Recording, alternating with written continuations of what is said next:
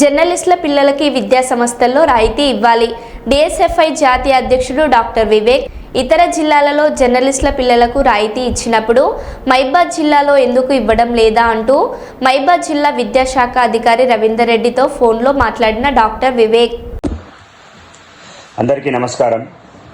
ప్రత్యేకించి మీడియా పాత్రికేయ మిత్రులకు నమస్కారం. ఇవాళ ఉదయం నేను కొన్ని పేపర్లలో చూడడం జరిగింది.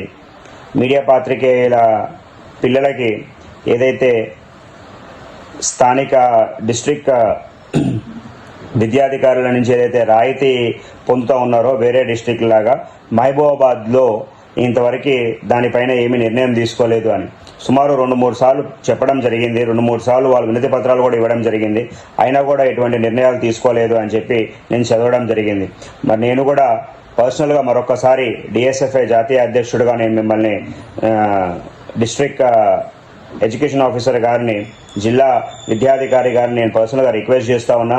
దయచేసి దీన్ని కన్సిడర్ చేసి ఇమీడియట్గా దీనిపై యాక్షన్ తీసుకోవాల్సిన అవసరం ఉన్నది. వేరే డిస్ట్రిక్ట్లందరికీ కూడా ఇవి రాయితీలు ఇవ్వడం అన్నది జరిగినది. సరే, కొన్ని సాంప్రదాయాలకు పోతారు, కొందరు సాంప్రదాయాలు లేకుండా వాళ్ళ దీంతో తీసుకొని పోతారు. కానీ దయచేసి మీరు కూడా దీన్ని ఇమ్మీడియట్గా సాల్వ్ చేసి మీడియా పాత్రికేయ మిత్రుల పిల్లలకు వాళ్ళ ఫ్యామిలీకి అండగా ఉండాలని చెప్పి ఒకసారి నేను రిక్వెస్ట్ చేస్తూ ఉన్నా. దయచేసి మీరు ఈ రిక్వెస్ట్ని మన్నించి ఇమ్మీడియట్గా యాక్షన్ తీసుకుంటారు అని చెప్పి నేను భావిస్తూ ఉన్నా. మీడియా సమాజం అన్నది మీడియా పాత్రికేయ మిత్రులు కానివ్వండి, మిగతా కానివ్వండి, అహర్నిశలు రేయింబవులు కూడా వాళ్ళు సమాజంని చైతన్యపరిచే విధంగా వాళ్ళు ఎప్పుడూ కూడా బయటే ఉంటారు. వాళ్ళకి వేరే పనులు చేయడము అది చేయడము కూడా ఆస్కారం చాలా తక్కువ. జీతభత్యాలు చూసినా కూడా చాలా తక్కువనే ఉన్నాయో లేవో కూడా నాకు అంత పూర్తిగా అవగాహన లేదు దానిపైన. సో చాలా తక్కువ జీతభత్యాలతో వాళ్ళు పనిచేస్తూ ఉంటారు.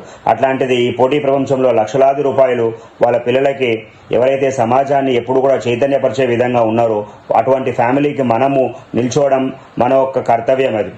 కాబట్టి ఆ కర్తవ్యంగా భావించి, రెస్పాన్సిబిలిటీగా భావించి, హ్యుమానిటేరియన్గా మీరు తీసుకొని దీన్ని ఇమ్మీడియట్గా రిజాల్వ్ చేసి ఇమ్మీడియట్గా వాళ్ళకు ఒక ప్రొసీడింగ్స్ తీసుకొని వచ్చి రాయితీ కల్పిస్తారు అని చెప్పి మరొకసారి నేను ఆశిస్తూ ఉన్నా. లేని ఎడల మళ్ళీ దీనికి కూడా మేము కూడా ముట్టడి చేయాల్సిన అట్లాంటి కార్యక్రమాలు లేకుండా దయచేసి నేను రిక్వెస్ట్ చేస్తూ ఉన్నా. ఇమ్మీడియట్గా దీన్ని సాల్వ్ చేసి మీరు వాళ్ళ ఒక పిల్లల అభ్యున్నత ఒక ఫ్యూచర్లో మీరు కూడా భాగస్వాములు కావాల్సిందిగా కోరుతా ఉన్నా. Thank you.